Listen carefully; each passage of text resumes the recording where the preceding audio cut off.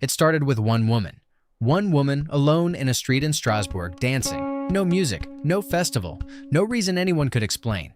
And yet, within a month, 400 people were doing exactly the same thing, convulsing, stomping, spinning through the streets, unable to stop. Some of them danced until their feet bled through their shoes. Some of them danced until their hearts gave out entirely. At the peak of the summer heat of 1518, chroniclers recorded that 15 people a day were dying. Not from war, not from plague, not from famine, but from dancing. This is the dancing plague of Strasbourg, and the harder you look at it, the stranger it gets. To understand what happened in 1518, you have to understand the world that made it possible. Strasbourg sat at the edge of the Holy Roman Empire, a prosperous trading city wedged between France and the German states along the Rhine River. On paper, it was thriving. In practice, the people who actually worked its fields and filled its tenements were suffering through one of the worst stretches of collective misery in generations. The winters of the early 16th century had been brutal and unpredictable. Harvests failed repeatedly. A disease called St. Anthony's fire, now understood to be ergot poisoning, caused by a fungus that contaminated rye grain, had swept through the region, causing hallucinations, convulsions, and a burning sensation in the limbs so intense that sufferers described feeling as though their arms were on fire from the inside. Syphilis had arrived in Europe only about 2 decades earlier and was cutting through populations with terrifying speed. On top of all of this, the church taxed the poor relentlessly. Landlords evicted families who couldn't pay, and the social contract that was supposed to protect ordinary working people had effectively collapsed. The poor of Strasbourg were, in every meaningful sense, at their limit. Then, in mid-July of 1518, a woman named Frau Trophea stepped into a narrow street near her home and began to dance. We don't know exactly what she looked like. We don't know what she was thinking. What the historical record does tell us, through city council documents, physician reports, and the chronicles of a local historian named Sebastian Brant, is that she danced without stopping for somewhere between 4 and 6 days. She did not appear to be celebrating. She did not smile. She sweated, she trembled, she collapsed, and then stood and danced again. Her feet swelled, she bled, she kept going. By the end of that first week, somewhere between 30 and 40 other people had joined her. Now here is the moment that separates this story from simple folklore. The moment where the authorities made a decision that turned a strange spectacle into a genuine catastrophe. Strasbourg's city council convened to discuss the situation.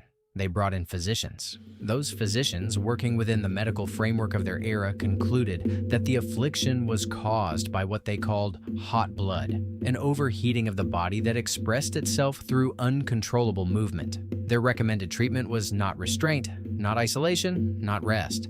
It was more dancing. The logic, such as it was, held that the afflicted needed to dance the fever out. If you forced the sick to stop, the heat would have nowhere to go and would kill them faster. The council accepted this advice. And then they went further. They hired musicians.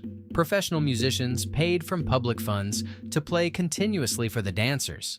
They cleared a large guild hall and later an open-air grain market to give the dancers room. They even brought in professional dancers. Healthy people paid to accompany the sick, so that the afflicted would not dance alone and injure themselves by falling. The city of Strasbourg had, in effect, built an infrastructure to support what was killing its citizens. Within weeks, the number of dancers had swelled to somewhere between 200 and 400 people, depending on which account you read. The spectacle drew observers from surrounding villages. And crucially, some of those observers began dancing too. The deaths mounted through August. People danced with broken feet. They danced with dislocated joints. They danced in the full heat of a brutal summer sun until their cardiovascular systems simply stopped. Some accounts describe dancers collapsing unconscious, being carried away, and then rising and returning to the crowd to dance again. Others describe people weeping and begging to be allowed to stop, but finding that their bodies would not obey them. At some point, the exact date is not recorded, the council reversed course. The musicians were dismissed. The public venues were closed. The authorities attempted to confine the dancers and restrict the spectacle from public view. By September of 1518, according to most historical accounts, the episode had ended. As mysteriously as it had begun, the dancing stopped. Frau Trofea herself disappears entirely from the historical record after her initial appearance. We don't know if she survived. So, what actually happened? Historians and medical researchers have wrestled with this for centuries, and the honest answer is that we still don't have a definitive explanation. But several serious theories have accumulated significant weight. The first and oldest explanation is ergot poisoning.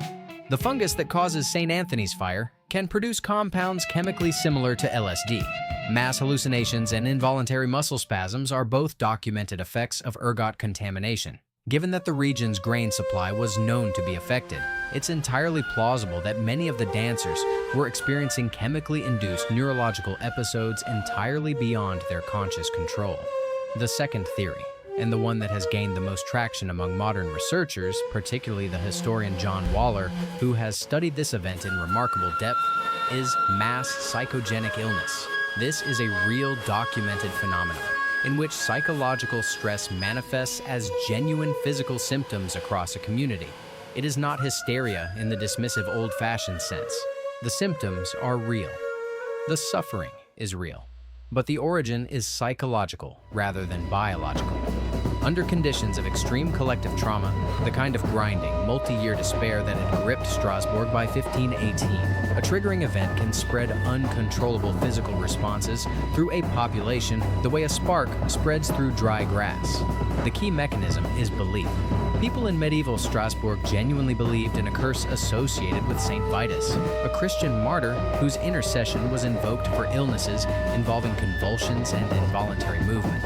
The belief that Saint Vitus could afflict you with uncontrollable dancing, and that only further movement, pilgrimage, or religious intervention could cure you, may have created the psychological conditions in which exactly that happened. In other words, the city's authorities made things dramatically worse by confirming to the dancers and to everyone watching that this was a real curse that required physical expression to resolve. Every musician they hired, every guild hall they opened, every professional dancer they brought in sent the same message. This is happening. This is legitimate. This is spreading, and dancing is the only way out. The social scaffolding the council built around the epidemic may have been the single greatest driver of its expansion. The third explanation, which is not mutually exclusive from either of the first two, is deliberate fabrication. That some portion of the dancers were performing, either to avoid work, to attract charity, or to participate in what had become the most dramatic social event in the city's recent memory. Medieval religious traditions contained numerous examples of ecstatic public movement as a form of spiritual expression, and the line between genuine affliction and performative participation may have been genuinely blurry even to the participants themselves. What we can say with confidence is this: the dancing plague of 1518 was not unique. Similar episodes of mass compulsive movement had been recorded across medieval Europe going back to at least the 13th century. They clustered in times of catastrophe, famine, plague, failed harvests, social collapse. They struck the poor far more often than the wealthy. They appeared in places where people had run out of ordinary ways to express what was happening to them.